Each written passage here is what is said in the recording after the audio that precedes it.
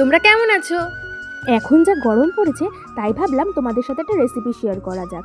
তো আজকে আমি তোমাদের সাথে শেয়ার করব আম পোড়া শরবত। তার জন্য আমি এখানে নিয়ে নিয়েছি 2টো কাঁচা আম। অবশ্যই এখানে কাঁচা আমই ব্যবহার করতে হবে। এবারে গ্যাসের ফ্লেমটাকে অন করে নেব। অবশ্যই গ্যাসের ফ্লেমটাকে বাড়িয়ে দিতে হবে। তো আমি এখানে একটা রুটি ছ্যাঁকার জালনি নিয়েছি, এর মধ্যে আমটাকে পুড়িয়ে নেব।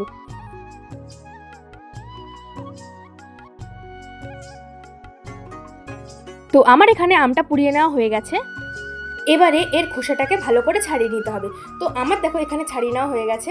আমের খোসাটা ভালো করে ছাড়িয়ে নেওয়া হয়ে গেলে এর মধ্যে অ্যাড করে দেবো চিনি। এখানে যদি আমটা বেশি টক হয় তাহলে বেশি চিনি অ্যাড করতে হবে।